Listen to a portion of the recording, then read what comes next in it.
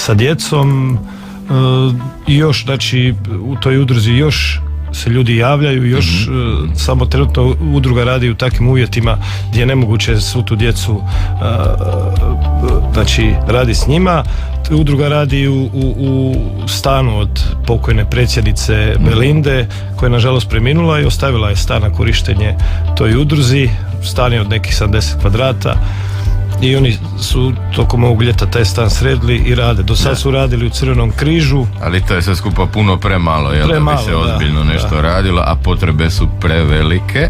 50 obitelji s djecom je, kažeš, dio te priče, uz naravno mogućnost da ih bude i više, a vi ste se onda dosjetili zapravo da budete inicijatori još jedne akcije. Što god ste do sad pokrenuli je davalo odlične rezultate. Što je do sad napravljeno? Kakva je ideja zapravo, na koji način pomoći? Pa da se uključimo svi, što nas je više to bolje. Pa tako je, ovaj puta je naša ideja da uključimo što više ljudi u ovu akciju. Akcija će trajati tamo negdje do početka 4. mjeseca.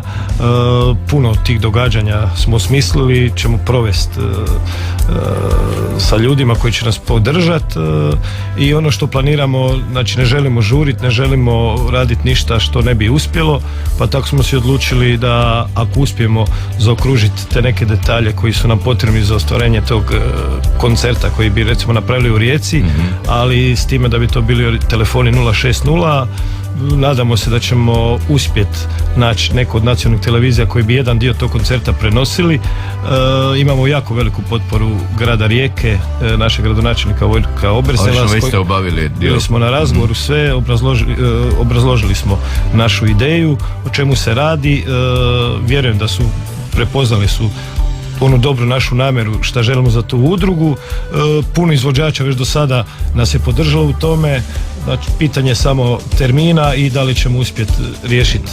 Ali ono što si siguran je da ste prostor dobili, je li tako, trg 128? Da, bili smo jučer na, znači zahtjev, rekli smo di bi mi taj koncert održali. Kad budemo znali termin, uputit ćemo zamolbu prema gradu, to bi bio trg 128. brigade. Kažem, ovisimo da bi taj projekt uspio na kraju, onaj šlag na kraju, potrebna nam je podrška jednog medija, nacionalne televizije koja bi jedan dio tog koncerta pratila i naša želja da izađemo iz tog okvira humanitarnih akcija koje se inače rade. Želimo otići malo više gore da i Rijeka ima jednu svoju veliko događanje. I sve što se skupi na 060 ili na sve druge načine išlo bi toj udruzi. Tako je, znači postoji žiro račun od Erste banke koja udruga ima, znači sva prikupljena sredstva idu isključivo za tu udrugu koja će se opremiti sa svim potrebnim sve što im treba, da. Što kažu na početku, zadovoljni, zahvalni, naravno? Pa mogu vam reći, evo jučer smo bili isto, smo na kanalu RIS smo bili na gostovanju, bio je dopredsjednik udruge, oni su, njima je jako drago, pogotovo ako ovo uspije sve, vidim i da su ljudi reagirali pozitivno. Otvorili smo prije 2 tjedna moj veliki prijatelj Zoltan Farkaš, znači 100% invalid, koji radi na samosustima, znači funkcionira. On je osmislio logo ove akcije, jučer je puštena na Fejsu grupa podrške i sada već ima, znači u roku 24 sata preko 2000 članova na njoj. Znači pokrenulo se. Čim nešto krene, onda to već nekako se i valja, jer i inače sve što ste do sad radili, kako sam i rekao, dalo je dobre rezultate. Obitelj Šimić, recimo, mogu spomenuti, slobodno, to je bio početak priče. Obitelj Šimić, to je, ajmo reći, moja druga obitelj, znači konstantno sam s njima, pomažem u svemu, pomagat ću i dalje, naravno ja sam rekao sam, obećao sam da neću zaboraviti tu obitelj.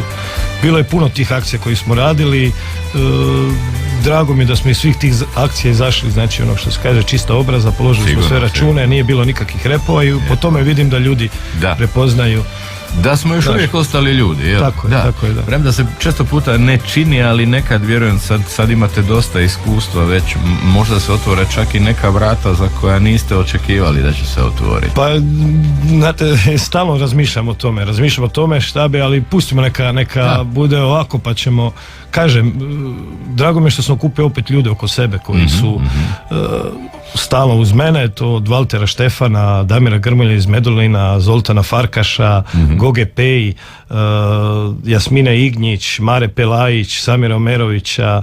Ima tu puno ljudi koji su znači aktivni, koji Matko Kariš, moj veliki prijatelj, u biti koji pokrenu ovo. Na njegov nagovor smo išli za tu udrugu jer on je blisko vezan s njom, njegov kum ima maloga sa autizmom, eto, to je u biti ta ideja već bila negdje u 5. mjesecu prošle godine. Rasla, razradila se i došla do nečeg što se zove inicijativa Da krenemo. Dalibore, hvala još jednom. Ako se naši dragi slušatelji dodatno žele još informirati o svemu, vjerujem i na stranicama Dire. Tako, ima i na stranicama Dire, ima na Facebook grupi podrške Sve za djecu kao kap vode na dlanu, bit će u sutrašnjem broju Novog lista izlazi. Evo, danas smo na Radio Rijeci.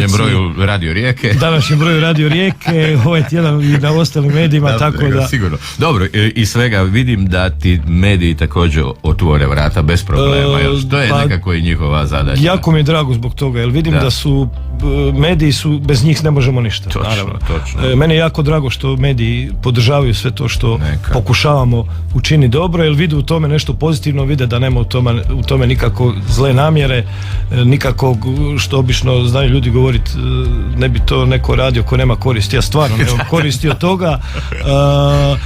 Dajem sve ono svoje vrijeme, sve svoje dajem sa ljudima koji su uz mene da to uspijem. Dakle, ono vrlo kratko, vrlo jednostavno, tako toplo, tako ljudski, dobro je činiti dobro. Tako je, dobro je činiti dobro. Vrati se to tu i tamo. Pa da li se vrati u obliku čokolade, kave, samo onog jednog hvala, sasvim dovoljno. Tako je. I prijatelji su tu bitni. To je najbitnije, kad imaš dobre prijatelje imaš sve. Uz malu pomoć svojih prijatelja, rekli bi neki poznati glazbenici koje sada, ajde, nećemo ih previše trošiti. Tebi hvala lijepa na dolasku. Mi ćemo se, siguran sam, do travnja ili kad već to bude viđati još i znaće naši dragi slušatelji kad bude otprilike nešto što se zove finiš te akcije. Tako je. Ali za sad sve za djecu kao kap vode na dlanu. Još jednom hvala lijepa. Hvala i vama. Kao ptica na mom dlanu skakućeš, priznaću ti zašto volim proljeće, podijelit ću i ovu noć sa zvijezdama, prekriću te nebom kad budeš zaspala, otopit ću ti led sa usana.